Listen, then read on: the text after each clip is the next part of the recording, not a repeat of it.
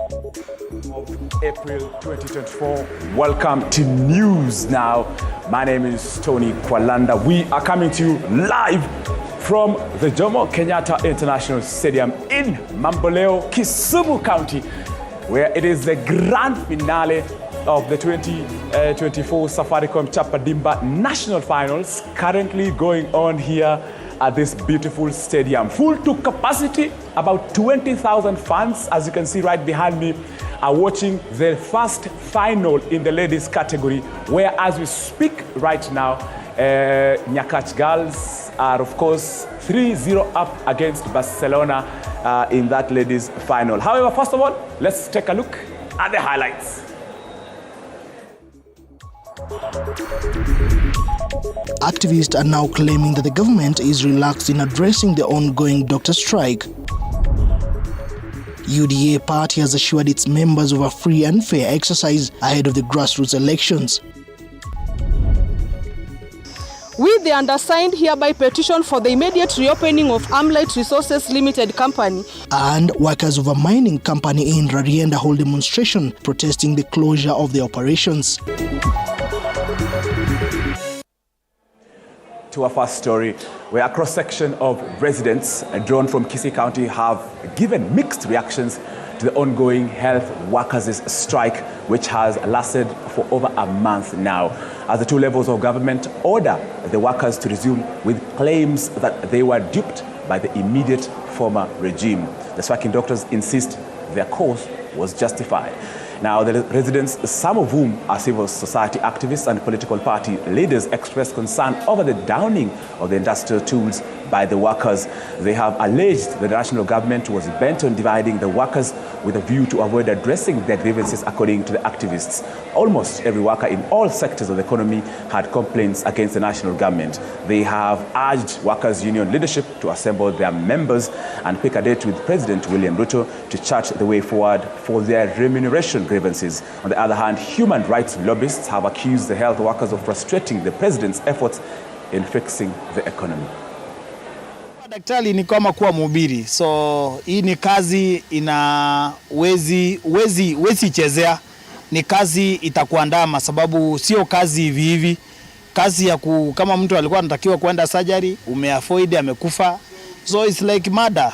So kazi ya kuwa daktari na kuwa mhubiri, hizo ni kazi mbili zinaambatana. Kuhubiri kanisani huwezi goma, na kukua daktari huwezi goma. So ningeomba madaktari wetu waweze kuregeza msimamo wao, warudi wasaidie wananchi. Pesa zikipatikana wanaweza pata, sababu ile ndogo iko wataweza saidika, na tukishirikiana tukisonga mbele, hiyo mikataba yote walioandika, kuna kitu tunaita natural calamities zenye zinakuja. Mnaweza ambia kama serikali mseme ifikapo 2025 tutawaongeza pesa, na ikifika 2025 maybe nyumba ianguke, pesa ile mngelipwa iende huko. Ningeomba tu mrudi mkasaidia wananchi, sababu maisha yawezi rejea. Mtu akikufa atakuwa amekufa hivyo. So ningeomba tu mrejee. Kazi yao hairuhusiwi hawa kwenda kwa strike. Na kwanza nataka kumuhimiza rais. Nataka kuwahimiza Council of Governors. Hawa jamaa wameshindwa kazi. Wanayouliza sio kwa uzuri wa jamii ya Wakenya. Wana madai yao fiche, wanataka kutumia kupitia hapa kufanyiwa. Hivyo nataka kutoa wito wa Wakenya kwamba hawa jamaa madaktari kuanzia sasa hii, Mheshimiwa Rais, Council of Governors, vile Nyamira na Nyeri wamefanya, ninyi nanyi mchukue kipoko hiyo muachape. CBA yao ilianza mwaka 2017. Mbona wakufanyia uhuru wanayomfanyia uhuru hivi sasa? Na Mheshimiwa Rais ni yule ameingia akapata economy imechafuliwa kila kitu ndani, sasa ndiye anajaribu kufufua uchumi. Kazi yake ni kufufua uchumi kwa minajili ya manufaa ya Wakenya wote, au kufufua ajili kwa minajili ya madaktari pekee yake. The ruling United Democratic Alliance UDA party has assured of free, fair and credible party nominations slated for later this month. Party Secretary General Cleophas Malala said all was set for the first phase of the primaries slated to commence on the 26th of this month, and he assured it will be observed and will be above board.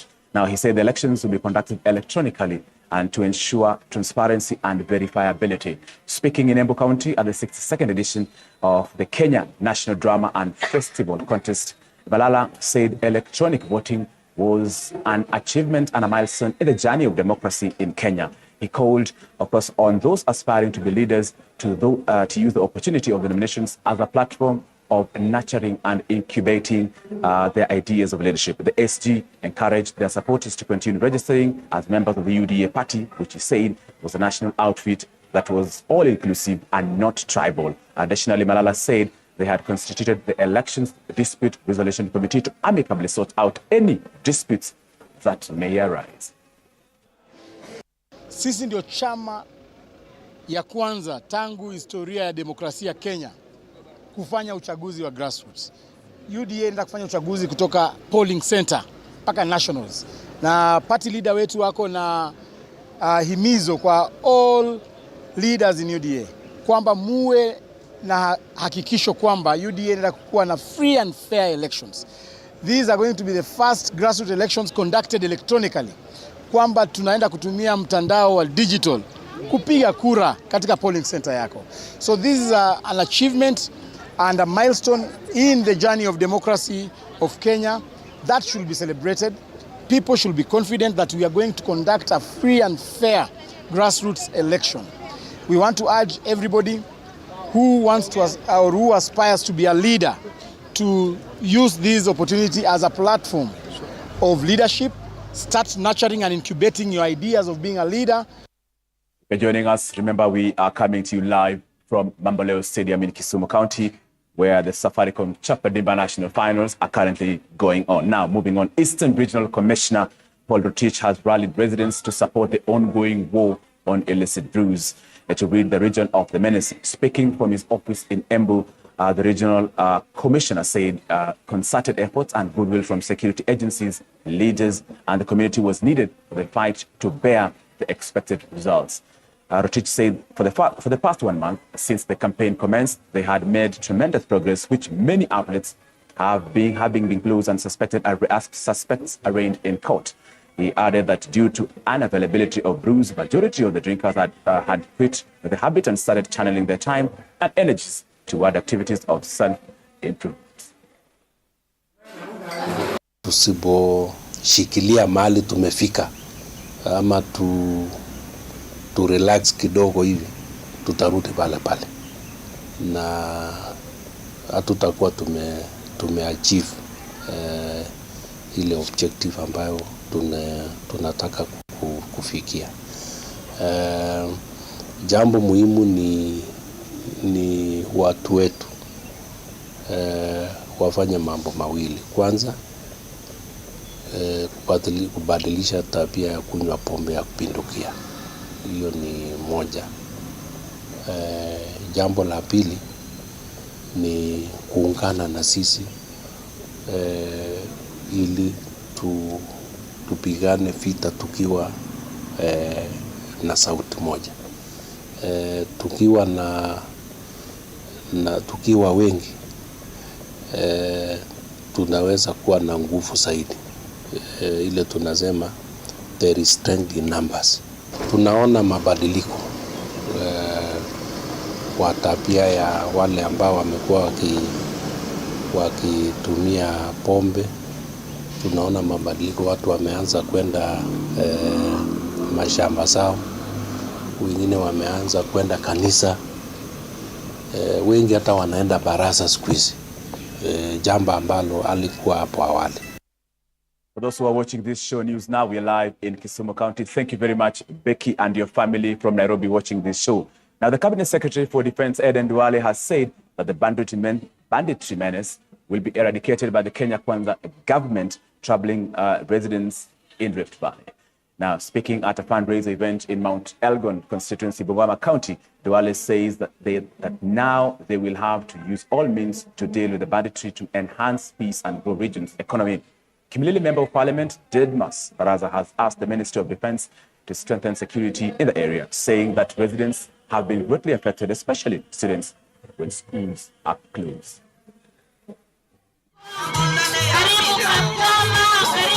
the president has put it in our manifesto that this will be the administration that will finish banditry and criminal gangs in our country. And as a Minister for Defense, I want to assure the people of Kenya, whatever it takes, whether we use our special forces, whether we use the Kenya Air Force, whether we use the National Police Service and other formations, firmly and decisively deal with banditry in the 7 counties of North Rift. It cannot be business as usual.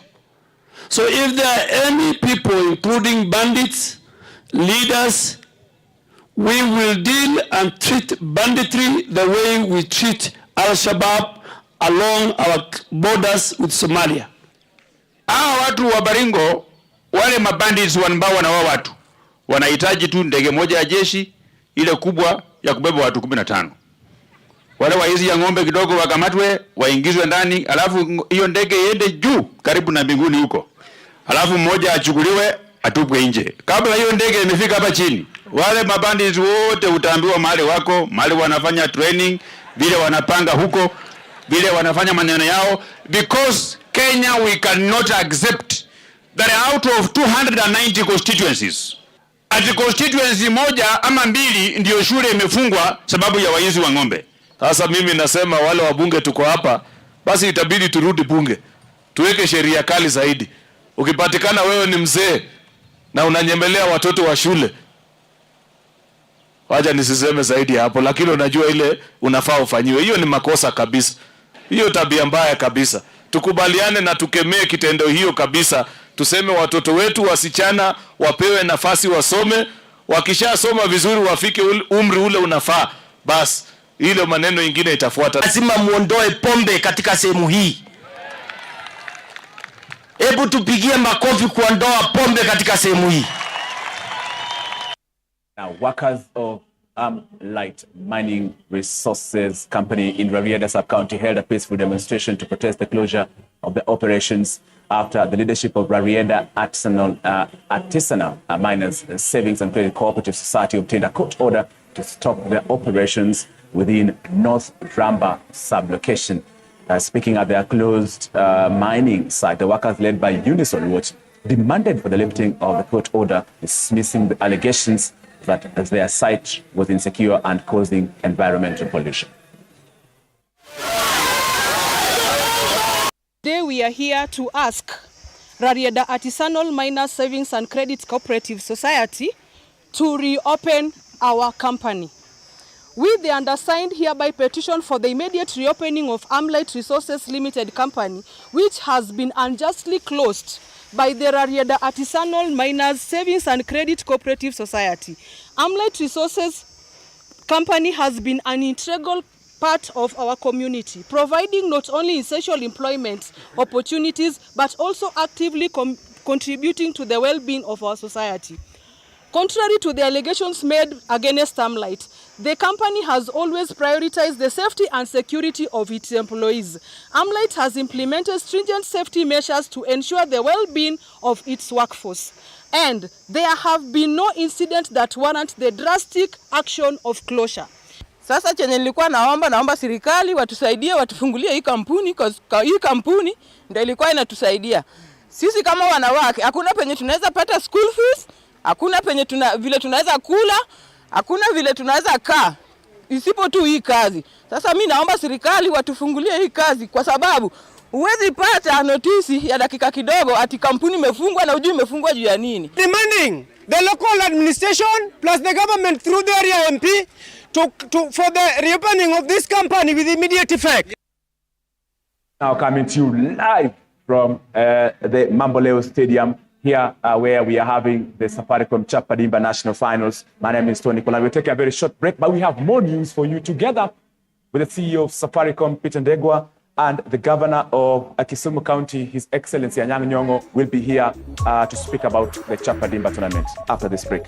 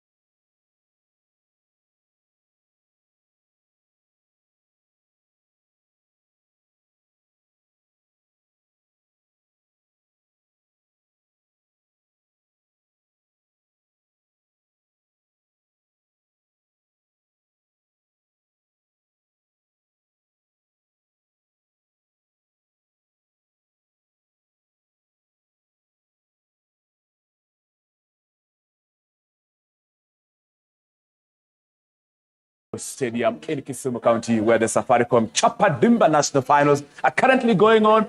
And of course, the beautiful scenes in my background is a game between the hosts Nyakach against Barcelona, and Nyakach are up by over 3 goals in the final, so they win. Now, moving on, in a bid to eradicate poverty, which has greatly contributed to the high rate of school dropouts, early marriages, insecurity, and female genital mutilation in Naraman village, Kipkomo sub-county, West Pokot County, more than 100 women and men are set to abandon the culture of keeping of livestock and breeding of illicit brew in the area in favor of beekeeping after they received beehives from a well-wisher. Now, according to Emily Okubasu, Laktabai, the CEO and founder of Kyle Gabriel Foundation, community-based organization offering its services of sustainable development goal, promoting of gender equality through women empowerment at girls with the knowledge and skills they require in the counties of West Pokot, Trans Nzoia, and Elgeyo Marakwet counties. The initiative, which is under Imara program, is set to empower women who have been taking part in brewing of illicit brew and keeping of livestock, since the area is semi-arid, therefore being unable to do crop production.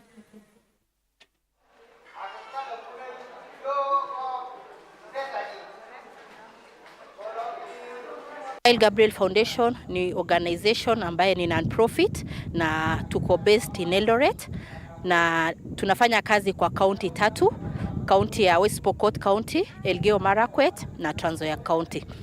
Kazi yetu aswa ni kupromote sustainable development goal, goal 5 ambaye ni mambo ya gender equality. Tuna promote gender equality through empowering women and girls with the knowledge and skills ambao wanahitaji kufanya maisha yao ikue better ama kufanya community ikue better zaidi. Ukiona jamii ya Naramam kuna shida ama challenges mingi ambao wanapitia. Mahali hapa kumekauka sana. Ukiangalia shamba zao haziwezi kusupport ukulima hata kidogo. Kwa hivyo hao watu mara kwa mara hata chakula ni shida, familia wanateseka, na pia unaona kuna mambo ya pombe ambayo wameingilia sana ili waweze kuuza ile pombe waweze angalau wapate pesa. Ya kuona ya kwamba tumepikana na maneno ya pombe ambao tumeanzisha na directive ya serikali ni kwamba wakazi wa hapa baada ya kuona ya kwamba pombe haina faida yeyote, wakaamua waungane kama vikuni, wakatengeneza CBO. Baada ya CBO wakaomba mashirika yasiyo serikali msaada, ndio hii maendeleo ya nyuki misinga ndio imeletwa na italeta maendeleo na mabadiliko kubwa sana katika area hii.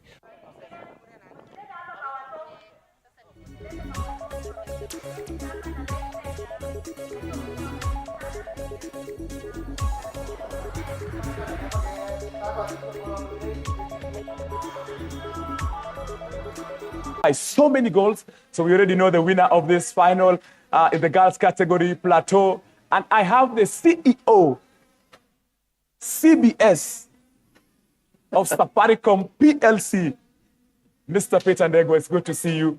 I know you did your 9-hole or 10-hole early at 6 a.m. before you took your flight to come and watch these finals. Karibu sana. It's good to have you on News Now on TV 47. Thank you. You've enjoyed all those 3 goals. Yes. How is the atmosphere on the field? How have you enjoyed this game? Yeah, so it's fantastic to be here in Kisumu.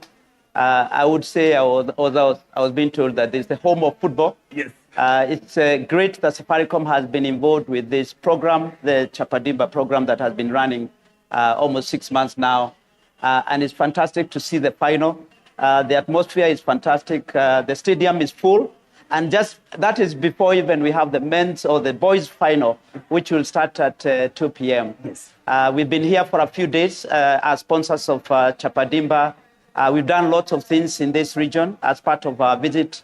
So Chapadimba is a very kind of special program. It's not just a football program that showcases talent for young people, but it goes beyond that to collaborate, to partner, to engage community, but also to really play our role, which is transforming lives amongst our community. And you've done a great job, as you mentioned. It's not just about football. There's a lot of things happening the sports tourism that is first happening in Kisumu and all the other regions where this tournament has gone through, 400 million shillings, bigger than the other budget that you did for the last season, season 5. Give us some tidbits about what's going to happen. Yeah, so season 5, as you know, we paused Chapadimba from 2019, 2021, 2021, 22. We did not actually run Chapadimba because of COVID. We decided contact sports was not possible. Bringing it back bigger and better, so a lot more money put into Chapadimba. You're right, 400 million Kenya shillings in total. I know it sounds a lot, but actually if you think about at a grassroots level, we have engaged 3,300 teams, engaged 60,000, more than 60,000 boys and girls between the age of 16 and 21. So across wards, counties, sub-counties, counties, regional level, we've had 8 regional finals. You can hear probably that's another goal. I'm assuming given the noise out there. So I think the most special thing is that we've also brought technology, yes, to be able to showcase talent. During each of the regional finals and also at the national finals, everyone is wearing a GPS chip that allow on the jacket, on the vest, yes, that allows us to see. I think there's another goal there. That must be probably 4 goals so far, and I think it is really special to be bringing football to the country and to be showcasing young talent really. And we are already starting to see the benefits of that. There's already a lot of national clubs, Bandari being one of them, that has scouted some of the players. But I think the big thing is the top 32 players, being 16 girls and 16 boys, will go to Spain for a football immersion with the best. Yes, let me just allow me. I know the vibrations from the stadium there are making you move around. Exactly, yeah. So with the best coaches around the world, we'll spend 2 weeks in Spain, and the way we've selected the players is the best 8 girls, the best 8 boys, and then now gone to the regional level and again selected the very best. And because we have the technology, we can be able to see real talent, and hopefully the best 2 will actually also join a youth club in Spain. So this is really transformational for the kids. The second thing we are doing beyond football is actually to start to encourage the young people to learn skills. So we are going to sponsor 150 boys and girls, so 75 boys, 75 girls, for TVET courses, a course of their choice. So not only do they get the football skills, but they also get a technical skill that they can actually use. Remember, these are people who come from the mtaa. A lot of these are boys, ordinary boys and girls who come from mtaani. And then the other thing that we have also done is beyond football and beyond skills, we've also been engaging with the local community to deliver what we call medical camps for the local community. So yesterday we were in Siaya. We've done 12 medical camps. We've done at least 1 medical camp in each of the regional finals to engage the local community to be able to drive diagnostic. So we are starting to see a lot of people coming into those medical camps, telling us they have never been to a hospital. So it's really fantastic. And then beyond that, we're also engaging the border riders on financial literacy. So insurance, how do you insure your motorbike? How do you insure your life? We've launched, for example, a package that we are calling a package that includes insurance. It has mobile data and insurance. So it's a very holistic program, not just a football tournament. And of course, you're giving a lot of business opportunities to people who are not even interested in football. That is correct. And I'm looking at the business side, the sports tourism that you've done for the entire country, locally and internationally, taking these people who come from Nyakach to Spain. That's true.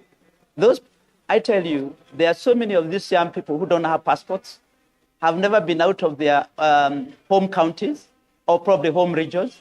Now they will be able to fly out of the country, be able to engage at the very highest level, be able to showcase anything that they want from a talent perspective. And you're right, the impact of football, which is a passion point for Kenyans, and a passion point for everyone. It's very strong. The local community benefits, the local business environment benefits. So, of course, like here in Kisumu over the past week, it will be transformational in terms of sports tourism. And also just engage youth so that they stop thinking about other issues. Don't worry, I'll help you. Yeah, so that they stop getting involved with other stuff like drugs and other vices that are in society, and they start focusing their energy on something that develops them as individuals. And the millions of shillings that you've pumped into people's pockets, coaches, best players, best goalkeepers, team manager, spokesperson. Yes. Hey, Safaricom.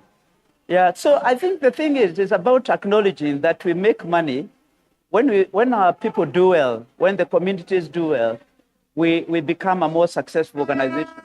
That's why we are pumping a lot of money into your right referees, into coaches, into all the people who are involved in organizing the event, into media. A lot of the media have followed us all around the country during this program. So it's fantastic. It actually covers everyone. And you're right. There are layers of prizes that we have given at a county level, at a regional level, where the winners were getting 250,000. We are also recognizing individual winners at regional level who are getting 30,000. At a national level, the winner will get 1 million shillings, and the runners-up will get 500,000. So they have already got money at regional level and a county level, and they continue to get until the end of the tournament. So we are very delighted. Yes. But this is it's more than almost double what we saw in the previous Chapadimba. So much bigger, better, much broader, bigger impact with across our society. Thank you. Is that another one? At least that sounds like 5, or probably there was a mix. Yes, is it 5 goals? It was actually almost by 12. Oh, right. Yeah, okay, it wasn't quite at all. Thank you very much, yes. CEO, Safaricom, CBS, Peter Ndego, for really making time, and also for telling us the next season for Chapadimba will be bigger than this one. And this one is bigger. So I'm actually imagining how the next season will be bigger. So really thank you for really supporting all these thousands of players that you've actually invested in. 60,000, that's a huge number. Those are 60,000 households. Yes.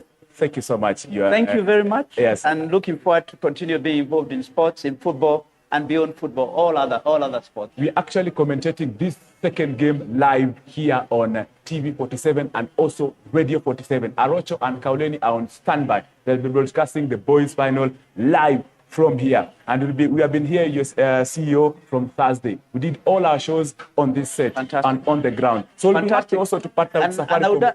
And I would ask everyone to watch online, because it's also available online. Yeah, also online, exactly. Safaricom also has it online. TV 47, Radio 47 has it also online. And thank you for this opportunity. Fantastic. That's, of course, where we wind up News Now. Remember, from 2 p.m., Arocho, Kauleni, and myself will be doing commentary of the game of the host Obunga versus Pasklanga here at Mamboleo. From us here in Kisumu County, we tell you good afternoon and God bless. Thank you. Excellent.